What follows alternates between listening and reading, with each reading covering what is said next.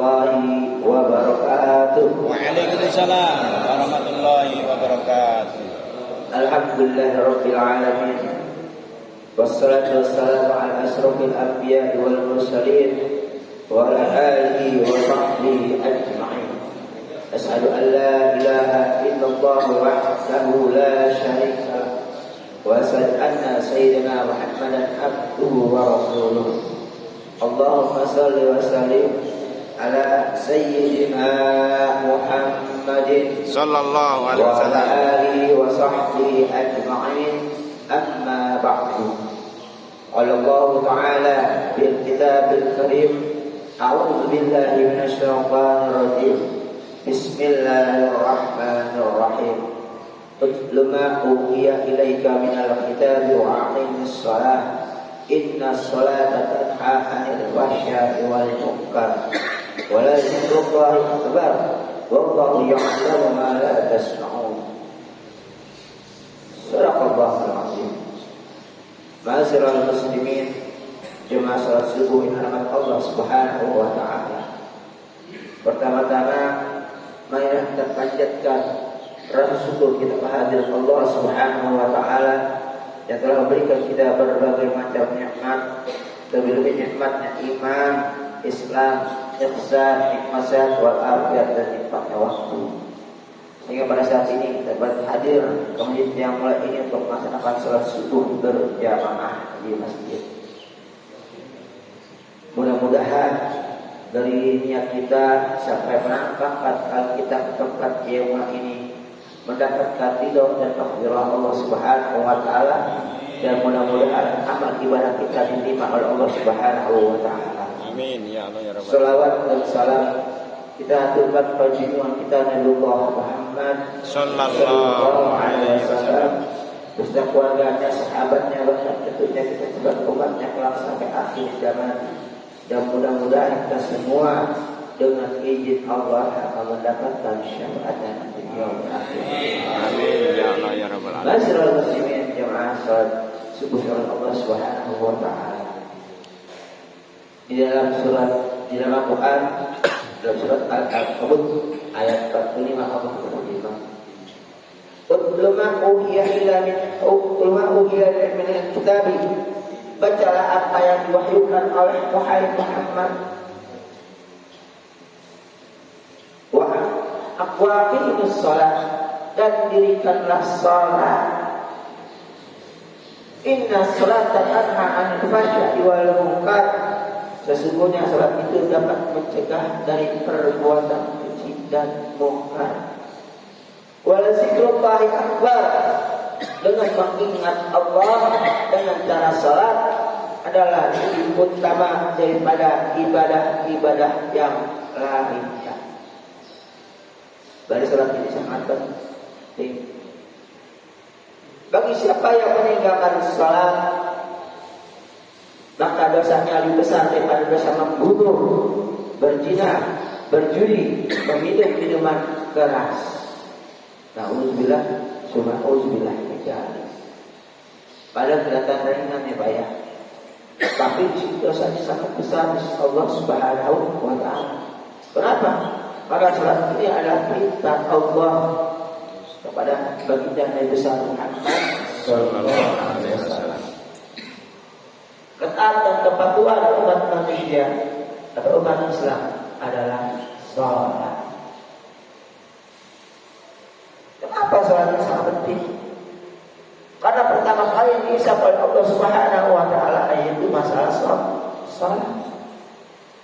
Ibarat salat itu sebagai wadah. Kita makan ada nasi, ada lauk, ada sayur, ada daging, ada tempe, ada tahu. Kalau ada wadah, maka nggak ada tempat itu lauk, nasi, sayur. Wadahnya dulu harus ada, yaitu sholat, dan menampung ibadah-ibadah yang lainnya, seperti puasa, zakat, mengerjakan sholat-sholat sunnah lainnya. Begitu besar dosa orang yang meninggalkan sholat, baik disengaja ataupun tidak disengaja. Apa yang disengaja? dia enggak ini dosa. Maka bagi siapa yang meninggal sholat karena lupa, maka wajiblah dia mengqadanya sholat. Orang yang meninggal sholat, dia akan mendapat musibah, yaitu musibah dalam sakaratul mautnya, musibah di alam kuburnya, dan lagi-lagi tempatnya adalah musibah yaitu nerakanya Allah Subhanahu wa Ta'ala. Ini adalah suatu cerita. Jadi yang mengalami cerita tersebut, ada seseorang yang tidak pernah sholat. Ada orang yang kurus. Ketika dia wafat, tentulah ada yang memandikan, mengkafankan, menyolatkan. Di dalam memandikan tidak ada masalah. Di dalam mengkafankan, mengkafankan juga tidak ada masalah. Di dalam menyolatkan perlu kita gotong, benar. Di dalam keranda kita gotong. Biasanya orang yang mengangkat jenazah itu sekitar 6 atau 4 orang. 2 di depan, 2 lagi di belakang, 2 lagi di tengah. Namun kami mengangkatnya 8 orang, bahkan 10 orang. Ketika saya mengangkat, pertama sudah agak terasa berat. Alhamdulillah saya mengangkatnya. Saya di bagian depan. Tentu bagian depan memegang gagal rada jenazah. Ketika tidak angkat dari tempat beliau sampai ke masjid untuk disolatkan, itu berikan tanda-tanda kekuasaan Allah Subhanahu wa Ta'ala. Apa tanda? Ketika kita mengangkat rada tersebut, itu berat pada orang kurus, berat, sangat berat. Ibarat kita jalan dari Merah ke 5, yang paling dari 7 kita jalan ke masjid. Itu dalam perjalanan itu saya merasakan. Namun saya nggak berani ngomong. Karena kenapa? Aib. Kalau kita ngomong aib, salah satu anaknya itu mengangkat keranda tersebut, ikut. Saya gotong dalam beberapa langkah, anaknya teriak. Apa teriak anaknya? Berat. Padahal kami mengangkat 8 sampai 10 orang. Secara logika itu nggak masuk akal. Orang yang kurus, padahal 4 orang itu 10 orang. Maka begitu besar dosa orang yang meninggalkan sholat. Terjadi di dunia pun kita ditunjukkan oleh Allah Subhanahu wa Ta'ala tanda-tanda kekuasaan. Ini ibrah buat kita semua yang masih hidup. Saya tidak menyebutkan nama, namun ada di daerah Bakabu. Namun ada juga orang yang wafat yang masih usul wafat. Maka ketika dia rajin sholat, rajin ibadah, saya juga mengalaminya.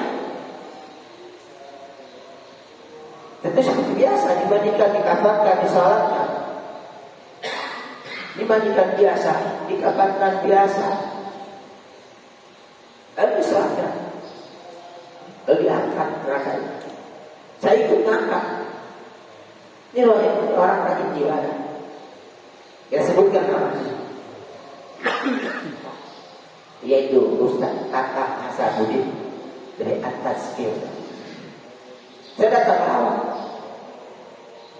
saya ngangkat itu keranda, enggak berat. Memang beliau adalah ahli zikir dan ahli ibadah pada Allah Subhanahu wa Ta'ala. Keadaannya pun gak terasa berat. Yang kata orang cukup. Ketika saya angkat, itu gak terasa beban. Ditunjukkan lagi oleh Allah Subhanahu wa Ta'ala kekuasaannya.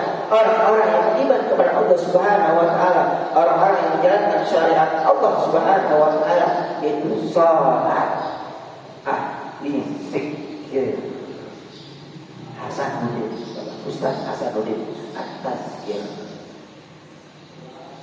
Subhanallah. Barang siapa yang meninggalkan sholat, dia akan sulit ketika dalam azalnya. Dan setelah azalnya keluar, dia akan sulit di dalam alam kuburnya. Kita tahu di dalam alam kubur itu sempit, gelap, gelap, sendirian, ditemani para binatang-binatang buas seperti belatung, ular, gajeng, dan binatang-binatang yang berada dalam tanah yang siap menggerogoti tubuh kita.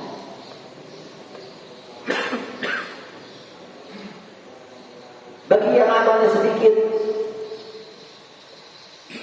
maka dia akan mengalami siksa yang sangat pedih, yaitu siksa kubur.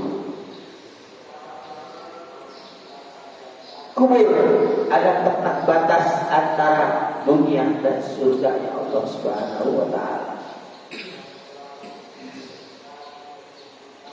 Kita tahu kan, rongga tubuh kita sedemikian bulan.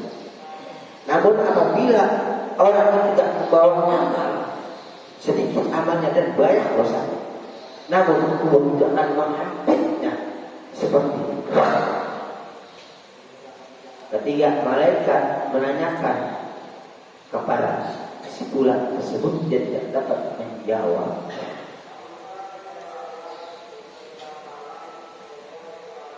Dihampiri oleh kubur yang gelap, begitu gelap, bahkan temani binatang buas dan siap menggerogoti, dan bahkan di dekat api neraka. Ini kata orang berada dekat api neraka. Namun bagaimana dengan orang-orang yang beriman membawa amal soleh?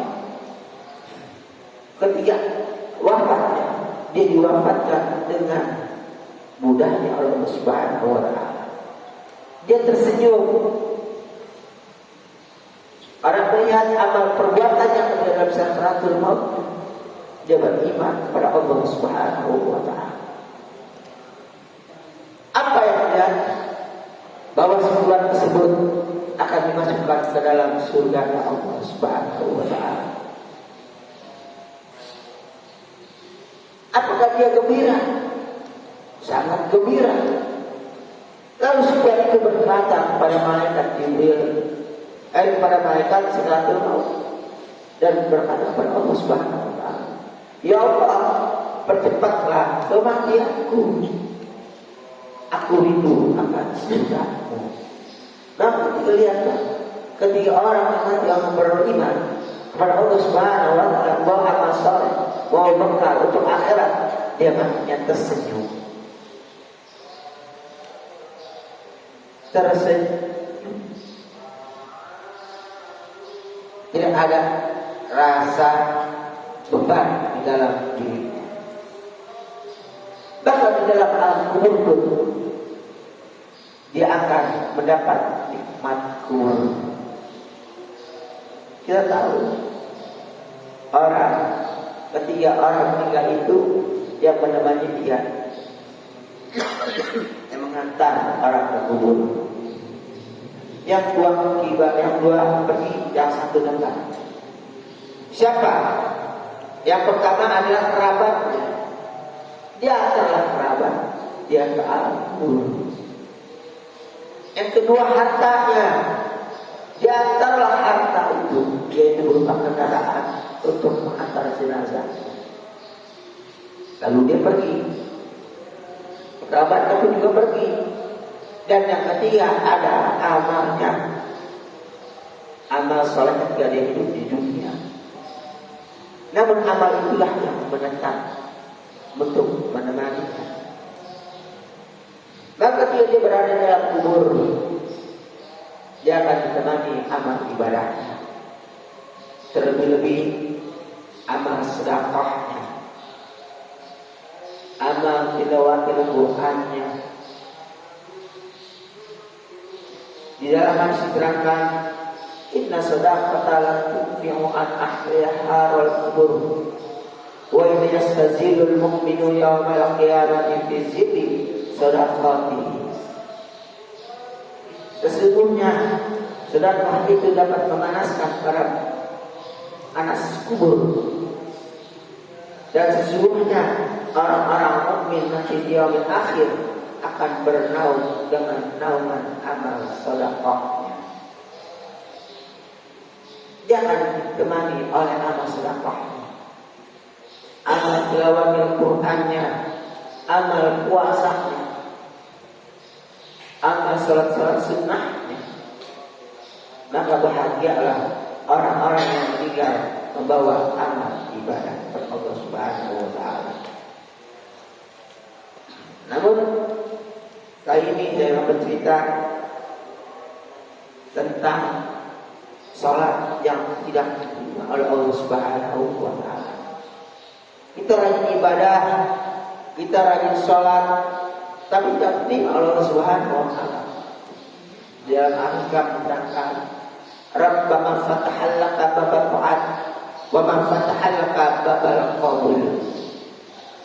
Yang artinya kadang-kadang Allah Subhanahu wa taala membukakan pintu bagi mereka ketaatan dan tidak membukakan bagi mereka pintu qabul. Artinya di sholat tapi tidak sampai kehadirat Allah Subhanahu wa taala. Di ibadah-ibadah tapi tidak sampai kepada Allah Subhanahu wa taala. Apa yang salah di dalam dirinya dan apa yang salah ketika dia dalam beribadah kepada Allah Subhanahu wa taala tapi tidak sampai kehadirat Allah Subhanahu wa taala. Diriwayatkan oleh Hatimul Ahsam radhiyallahu anhu bahwasanya ia ditanya mengenai salatnya. Lalu ia menjawab, apabila waktu salat maka saya menyempurnakan waktu. Apabila dia salat di awal waktu, dia datang di awal waktu. Dan saya mendalami tempatnya yang saya ingini untuk sholat padanya.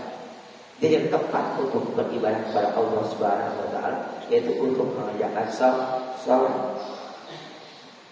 Saya duduk padanya sehingga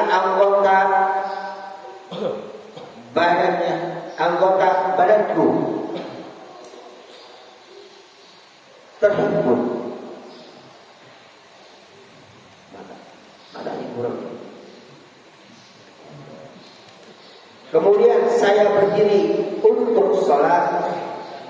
Saya jadikan Ka'bah di antara alisku. Surga berada di kananku, neraka berada di kiriku, malaikat maut berada di belakangku.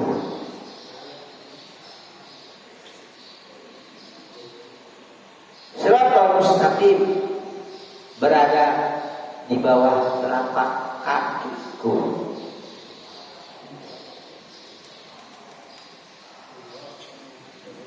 Di mana surat itu dugaanku akhir dari salatku. Berarti ketika sholat dia mengatakan bahwa sholat itu sholat terakhir baginya. Ini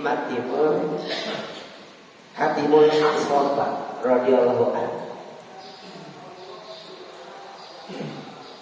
Kemudian saya berdiri di antara harap dan takut, di antara mengharapkan sesuatu dari Allah dan takut, yaitu khauf, merasa takut akan mendapatkan azab Allah Subhanahu wa ta'ala. Saya takbir dengan takut. Dengan mantap saya membaca tilawatil Quran dengan tartil. Benar bacaannya, baik tajwidnya, tartil dan merdu suaranya. Saya ruku dengan merendahkan diri kepada Allah Subhanahu wa ta'ala. Dan saya sujud dengan khusyuk, sekhusyuk-khusyuknya. Tubuh di atas kaki kiriku. Saya tegakkan telapak kaki dengan ibu jari. Saya ikhlas salat itu dengan mengharapkan ridha Allah Subhanahu wa ta'ala. Saya tidak mengetahui apa salatku diterima atau tidak oleh Allah Subhanahu wa ta'ala. Padahal Hatibul Aswad ini sudah menyatakan dengan sempurna ketika dia melaksanakan sholat. Dia membayangkan bahwa Ka'bah berada di atas alisnya, kedua alisnya. Dia membayangkan bahwa surga berada di dalam kanannya dan neraka berada di dalam kirinya. Dan sakaratul maut berada di belakangnya. Dan dia juga membayangkan Siratal Mustaqim berada di bawah telapak kaki. Dan juga membayangkan salatnya ada salat akhir. Ini manusia yang sempurna ketika dia melaksanakan salat. Dia membayangkan semua hal tersebut. Tapi di dalam dirinya dia mengatakan bahwa apakah salatku diterima oleh Allah atau tidak. Bagaimana dengan salat kita yang begitu jauh, yang ketika salat membayangkan duniawi. Ada yang lupa ketika bersolat, wah wajib tinggalan, wah uang tarjuan, dapat tarjuan lupa. Tapi Aswad ini sangat khusyuk, dia melaksanakan salat, tapi merasa dirinya kurang di hadapan Allah Subhanahu wa ta'ala. Dari Ibnu Abbas radhiyallahu anhu berkata, dua rakaat yang sederhana diadakan di dalam tafakkur, dipikirkan adalah lebih baik daripada mendirikan ibadah satu malam sedangkan hatinya lupa. Dia sholat ditafakkur kepada Allah Subhanahu wa ta'ala, dipikirkan. Ketika kita baca Al-Fatihah, Bismillahirrahmanirrahim, dengan menyebut nama Allah yang Maha Pengasih, Maha Penyayang, dia takut menghentikan. Alhamdulillahirabbil alamin, segala puji bagi Allah seluruh alam, bagi seluruh alam. Ar-Rahmanir Rahim, Maha Pengasih, Maha Penyayang. Maliki Yaumiddin, yang menguasai hari pembalasan. Iyyaka na'budu wa iyyaka nasta'in. Hanya kepada Dia kita mendapatkan petunjuk dari Allah Subhanahu wa taala, yaitu jalan yang lurus. Dan seterusnya. Dan banyak guru kita artikan dalam diri kita. Kita rasakan di dalam diri kita. Tafakur kita kepada Allah. 2 rakaat lebih baik daripada kita mengerjakan sholat semalam suntuk tapi hatinya lupa. Ini menurut Ibnu Abbas radhiyallahu anhu.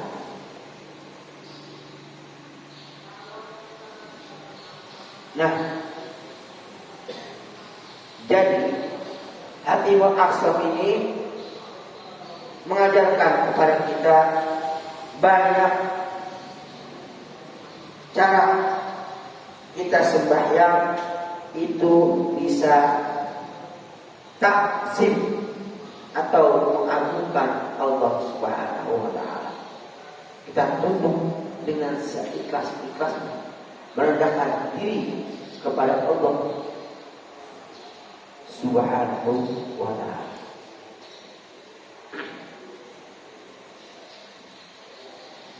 Ini kita bayangkan Ka'bah di antara kedua alisnya.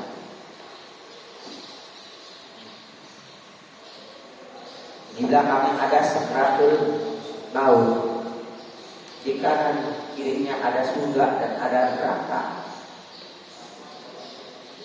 Di bawah telapak kakinya ada jalan Shiratal Mustaqim. Dia ketika salat membayangkan itu.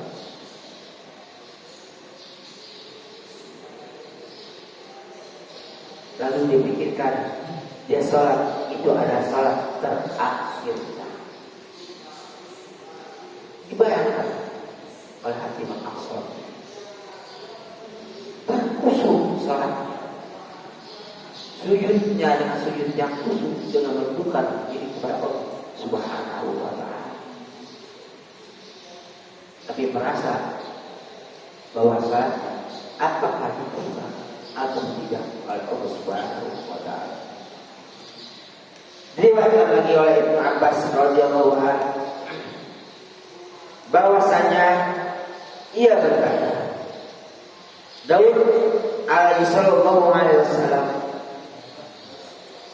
dia bermunajat kepada Allah Subhanahu wa taala dan berkata, wahai Tuhanku, siapakah orang-orang yang tinggal di rumahmu?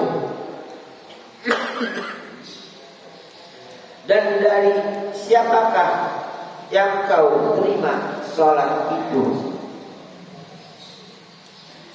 Allah mewahyukan kepada Nabi Daud alaihissalam, hai Daud, yang tinggal di rumahku, yang kuterima sholatnya atau sembahyangnya hanya orang yang merendahkan diri kepadaku dan mengagungkanku. Yang terima sholatnya adalah merendahkan diri dengan serendah-rendahnya dan mengagungkan Allah Subhanahu wa taala. Ia melalui siapnya ingat kepadaku, maka ketika dia sholat dia berzikir kepada Allah, dan selesai sholat dia pun berzikir dan mengingat Allah dimanapun dia berada. Artinya kita diperintahkan untuk memperbanyak zikrullah, banyak-banyak mengingat Allah Subhanahu wa taala. Dan ia menahan hawa nafsu, syahwat, keinginannya karena takut. Maka bila sholat dia selalu banyak fikir dan menahan hawa nafsu. Apa yang dilarang oleh Allah Subhanahu wa taala karena Allah.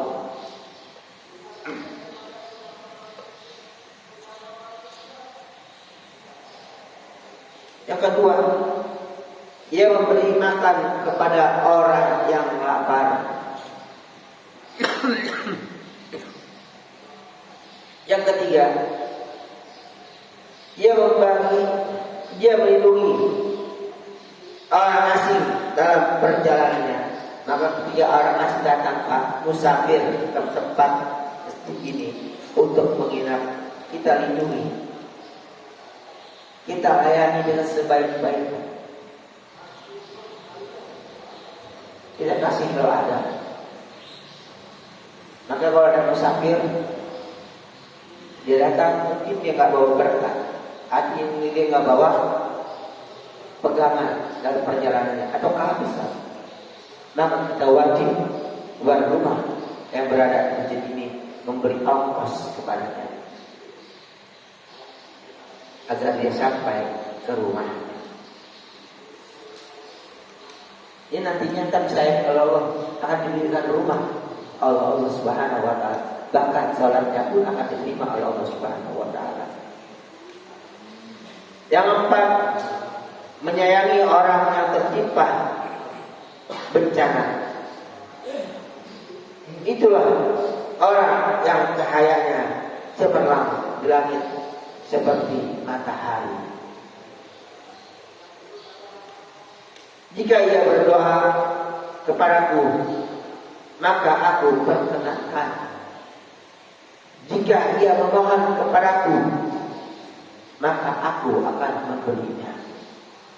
Maka ketika orang-orang tersebut apabila dia berdoa kepada Allah Subhanahu wa taala, maka doanya akan diterima oleh Allah Subhanahu wa taala. Dia meminta apapun akan diterima oleh Allah Subhanahu wa taala dan Allah akan memberinya.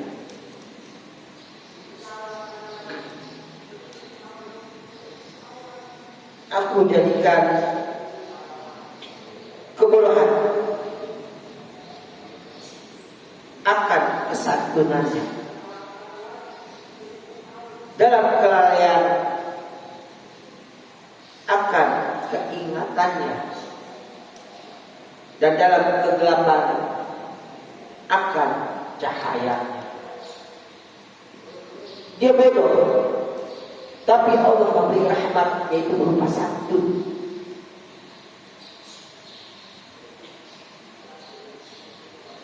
Dia lalai, maka Allah akan selalu mengingatkannya. Dia gelap di dalam kehidupannya, maka Allah akan meneranginya jalannya. Artinya dia selalu diberi petunjuk oleh Allah Subhanahu wa taala. Perumpamaan itu di kalangan manusia seperti Firdaus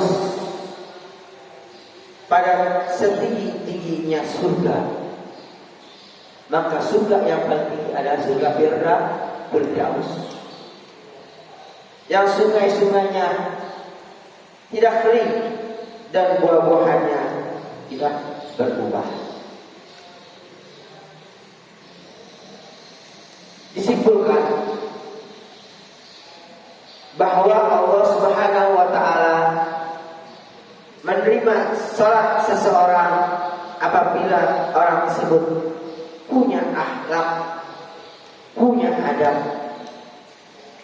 di hadapan Allah Subhanahu wa taala.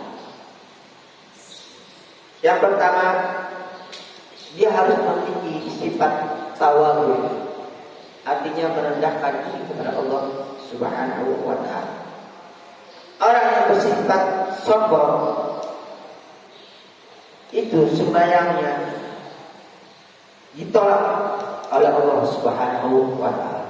Tentu jelas orang yang sombong salatnya ditolak oleh Allah Subhanahu wa taala. Karena sombong ini adalah sifat setan, iblis. Kenapa dia sombong? Ketika diperintahkan oleh Allah Subhanahu wa taala untuk bersujud kepada Nabi Adam, iblis itu menolak. Padahal yang memerintahkan Allah. Dia merasa bahwa dirinya lebih sempurna karena dia diciptakan oleh hati. Dan Adam diciptakan dari tanah lempung.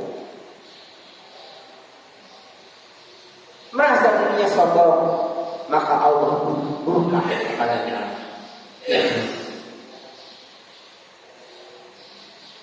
Itulah sifat sombong. Maka ketika dia sholat, maka sholatnya tidak akan diterima oleh Allah Subhanahu wa Ta'ala. Orang yang bersifat sombong, kalau tidak dia bertobat sebelum melaksanakan sholat, maka sholatnya pun tidak akan diterima oleh Allah Subhanahu wa Ta'ala. Maka sebelum dia melaksanakan sholat, dia diwajibkan atau disunahkan untuk melaksanakan sholat wajib, sholat taubat.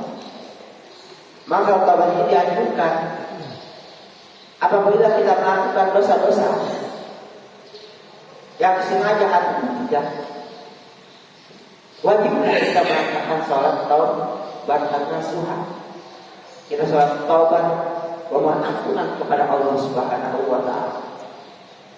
Namun apabila kita tidak melaksanakan sholat taubat, maka ketika dia sholat, maka berarti itu tidak akan diterima oleh Allah Subhanahu wa Ta'ala. Seperti dalam ayat tadi, Rabbana fatahal laka babal ta'at wa ma fatahal laka babal qabul. Yang artinya kadang-kadang Allah menerima ketaatan seseorang, membukakan pintu ketaatan, tapi tidak menerima pintu qabul. Maka sia-sialah orang tersebut melaksanakan ibadah kepada Allah Subhanahu wa Ta'ala. Yang kedua, banyaklah berzikir kepada Allah. Allah menerima sembahyang orang-orang yang di luar sembahyangnya. Dia banyak berzikir mengingat Allah. Maka ketika dia di luar salat, dia selalu berzikir kepada Allah Subhanahu wa Ta'ala. Maka ketika dia salat, dia pasti khusyuk kepada Allah. Kenapa? Karena dia mengingat Allah. Sebabnya apa? Dengan banyak mengingat Allah di luar sholat, itu mempermudah bagi dia untuk khusyuk kepada Allah Subhanahu wa Ta'ala. Ya, banyak orang yang banyak berzikir kepada Allah Subhanahu wa Ta'ala di luar sholat, maka insya Allah di sholatnya akan khusyuk. Karena sholat itu laksana sakaratul maut. Laksana sakaratul maut. Sakaratul maut itu manusia hanya mengingat sesuatu yang sering diingatnya waktu dia sehat. Nah, jadi sama dalam sembahyang, dia akan ingat sesuatu. Kalau di luar sembahyang, dia ingat hal-hal yang bersifat duniawi. Ketika dia sholat, dia selesai sholat, tapi setelah sholat itu yang diundang adalah duniawi, tidak mengingat Allah, maka dia akan mengingat keadaan duniawi ketika sholat. Namun apabila dia sholat, lalu setelah sholatnya dia banyak mengingat Allah, maka dia sholatnya tersebut akan khusyuk, bahwa dia akan selalu mengingat Allah Subhanahu wa Ta'ala. Maka saat inilah yang akan diterima oleh Allah Subhanahu wa Ta'ala. Nah, jadi Allah menerima sholat orang yang banyak berzikir kepada Allah. Dan yang ketiga, yaitu menahan diri dari Allah karena Allah. Menahan diri dari Allah karena Allah. Allah menerima sholatnya orang-orang yang mampu menahan diri dari apa yang dilarang oleh Allah karena Allah. Ketiga ada larangan kita untuk meminum minuman keras. Ketiga ada larangan untuk berzina.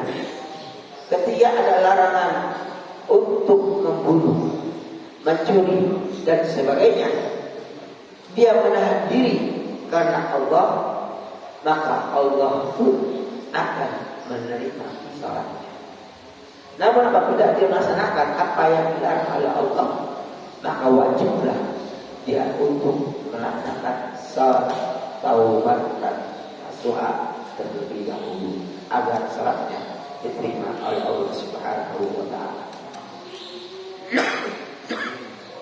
Mudah-mudahan dengan yang ringkas yang dipaparkan dapat menjadi ibrah buat kita semua dan dapat kita amalkan di dalam kehidupan diri kita sehari-hari. Amin. Dan kita jaga salat kita untuk selalu tawadhu kepada Allah Subhanahu wa taala agar terhindar dari sifat sombong dan menahan diri untuk melaksanakan apa yang dilarang oleh Allah Subhanahu wa taala. Amin ya rabbal alamin. Dan mudah-mudahan kita semua yang nantinya dapat kembali kepada Allah Subhanahu wa taala dengan berserah diri, dengan bisa mengucapkan kalimat thayyibah, yaitu kalimat la ilaha illallah. Itulah kebenaran kita. Itulah kebenaran akhir kita. Puncak akhirnya umat Islam ketika dia dalam akhir ayat mengucapkan kalimat la ilaha illallah. Kemudian semua diwafatkan oleh Allah Subhanahu wa taala yang wafat Bismillah. Amin ya rabbal Marilah kita berdoa kepada Allah Subhanahu wa taala. Mudah-mudahan walau kita jadi keluarga sakinah, barokah, mawaddah, warahmah, dijadikan keturunan kita menjadi keturunan yang saleh dan salihah. Dan semoga kepada kedua orang tuanya berilmu, beriman, bertakwa kepada Allah Subhanahu wa taala. Anak kita semakin ini berdasarkan urusannya, dijauhkan dari bala musibah dan bencana. Dan kita doakan juga lingkungan kita, lingkungan kita jadi lingkungan ibadah, thayyibah, rabbul ghafur, dijauhkan dari bala musibah dan bencana. Dan tak lupa juga kita doakan bagi yang sakit, mohon diangkat penyakitnya oleh Allah Subhanahu wa taala. Yang sulit kemudian dimudahkan oleh Allah Subhanahu wa taala. Dan bagi almarhum dan almarhumah yang telah meninggalkan kita, mudah-mudahan ditempatkan cepat yang layak si Allah Subhanahu wa taala. Bi barakah wa syafa wa hidayah wal maghfirah awal akhirah liridho ila al-fatihah. A'udzu billahi minasy syaithanir rajim. Bismillahirrahmanirrahim. Alhamdulillahi rabbil alamin. Ar-rahmanir rahim. Maliki yaumiddin. Iyyaka na'budu wa iyyaka nasta'in. Ihdinas siratal mustaqim. Siratal ladzina an'amta 'alaihim ghairil maghdubi 'alaihim waladdallin. Amin. Allahumma inni as'aluka bi anni asyhadu annaka antallah la ilaha illa anta ahadus samad lam yalid wa lam yulad wa lam yakul lahu kufuwan ahad. Allahumma anta rabbi la ilaha illa anta khalaqtani wa a'buduka wa a'buduka mastata'tu a'udzu bika min syarri ma sana'tu abu laka bi ni'matika alayya wa abu bi dhanbi faghfirli fa innahu la yaghfiru dzunuba illa anta. Subhanallah wa bihamdihi adada khalqi wa rida nafsi wa zinata arsi wa midada kalimati. La ilaha illallah halimul karim. La ilaha illallah aliyul azim. La ilaha illallah rabbus samawati wa rabbul arsyil karim. Allahumma rabbana taqabbal minna innaka antas samiul du'a wa tub alaina innaka antat tawwabur rahim. Rabbi habli minas salihin. Rabbi habli minas salihin. Rabbi habli minas salihin. Ya Allah biha ya Allah biha ya Allah bi husnul khatimah wa na'udzu bika min su'il khatimah. Allah barik lana fil jannati wa syahbana wa baligna Ramadan. Allahumma rabbana atina fid dunya hasanah wa fil akhirati hasanah wa qina adzabannar. Wa qina adzabannar. Wa sallallahu alaihi wa sallam wa ala alihi wasallam. Subhana rabbika rabbil izzati amma yasifun. Wassalamu ala mursalin walhamdulillahi rabbil alamin. Wallahu a'lam bishawab. Akhirul kalam billahi taufiq wal hidayah. Wassalamualaikum warahmatullahi wabarakatuh. Waalaikumsalam warahmatullahi wabarakatuh.